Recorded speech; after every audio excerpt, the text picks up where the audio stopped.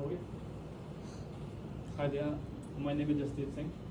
Today I'm going to present a presentation about the preliminary cost planning methods. The, it's a effective project cost planning is essential for the successful execution of any construction project.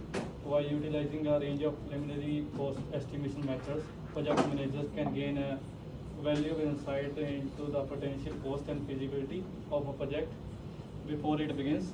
This presentation will explore two key cost planning techniques, cost per unit and cost per square meter, and demonstrate how these methods can be applied to provide accurate and reliable cost estimates.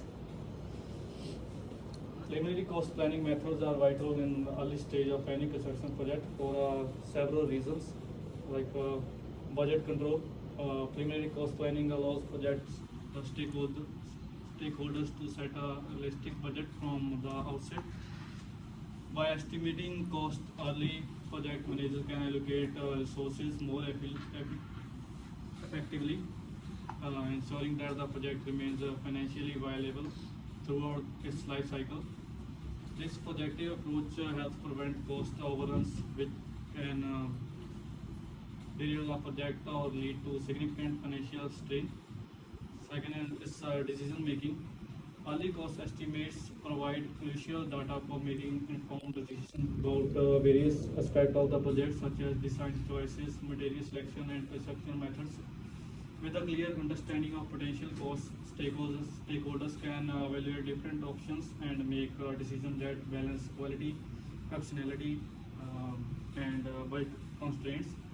Third is risk management. Early identification of potential cost drivers and financial risk allows for better risk management.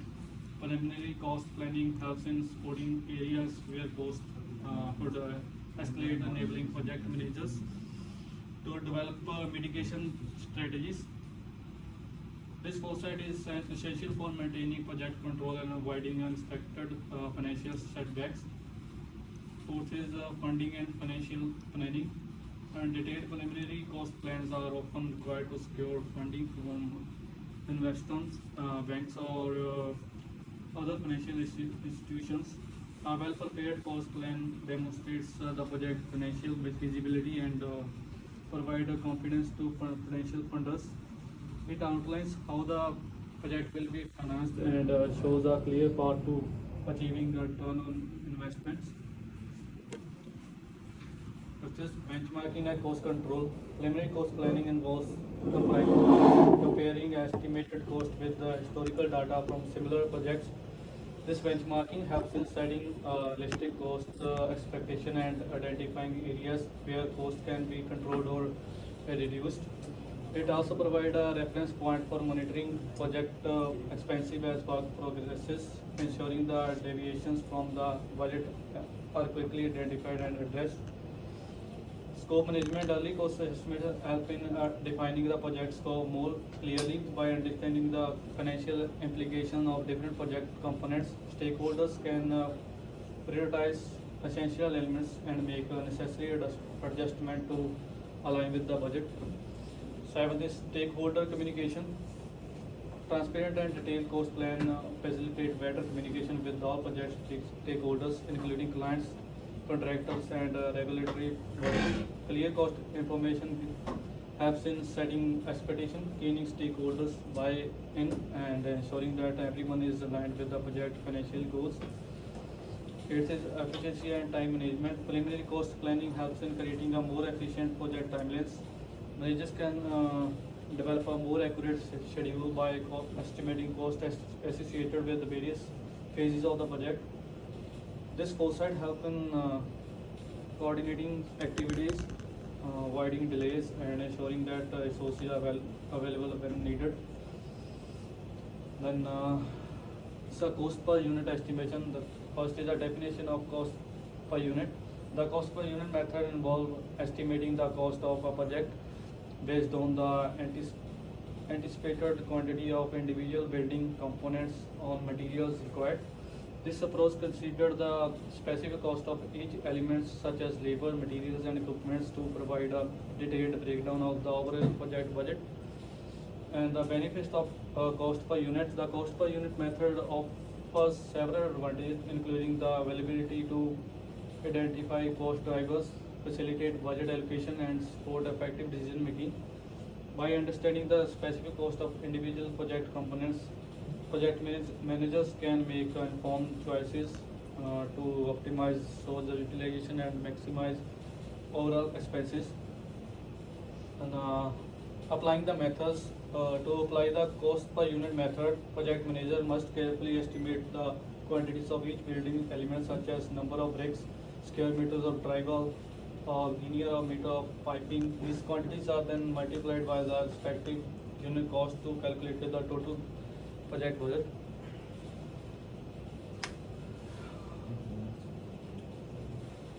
Preliminary cost per unit estimation. First is to identify key components. The first step in the preliminary cost per unit estimation is to identify the building components that will have the most significant impact on the overall project budget. This can include elements such as the foundation, structure, frame, exterior frame, and major building systems. Second is estimate quantities. Next, project manager must carefully estimate the quantities of each identified components. This may involve considering factors such as building layout and design specifications to determine the precise amount of materials and labor required. Third is calculate unit cost. Once the quantities have been determined, the project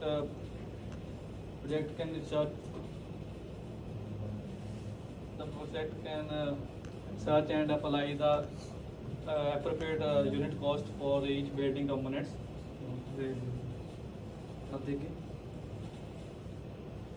And cost per square meter estimation. So what's the first, the definition of cost per square meter. Cost per square meter method is another widely used approach for the preliminary cost estimation. This estimation method involves calculating the overall project cost based on the anticipated gross floor area of the building rather than focusing on individual building components. The benefit of cost per square meter. The cost per square meter method offer a more realistic view of the project budget, as it considers the overall size and complexity of the building. This approach can be particularly used in the early stage of project planning, when detailed components information may not be readily available. Applying the methods. To apply the cost per square methods, project manager can first determine the GFA of the building, which involves the total enclosed area of the floors. This GFA is then multiplied by the estimate cost per units per square meter, which is typically based on the historical data or industry benchmarks.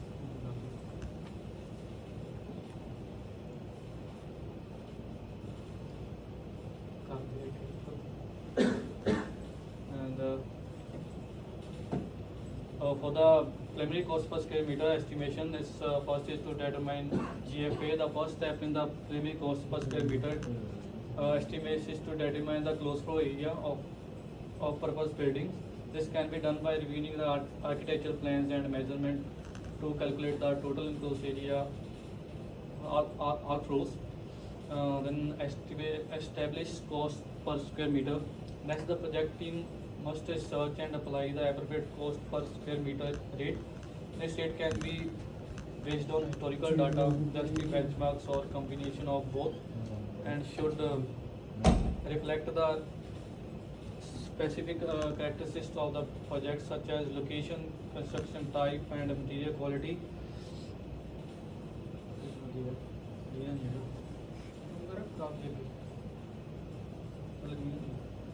And the last one is reason that by applying a combination of cost per unit and cost per square meter estimation method, project managers can develop a comprehensive understanding of the potential costs associated with the construction project. These preliminary cost method planning techniques allow for the identification of cost drivers the allocation of resources and the assessment of project feasibility, all of which are crucial for the successful delivery of our construction project. As the project progresses, the team should continuously refine and validate those cost estimates to ensure accurate budgeting and effective cost management toward the project life cycle. Wow. Can I Any other questions? On the same Can you go to the first two slides? The cost per unit method. Oh, yeah.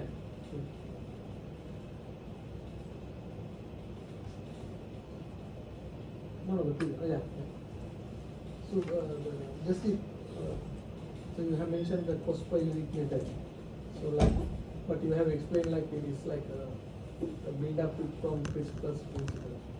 So like a hospital, how you do the cost per unit method? How you apply cost per unit method for the hospital project? This is for the preliminary estimation, right? So like cost per unit method, how can we develop? Or how can we do the preliminary estimation for a hospital project? What type of cost per unit do you use? Because here you are wrote about something like a cost per unit. That is like a cost per unit method is per numbers.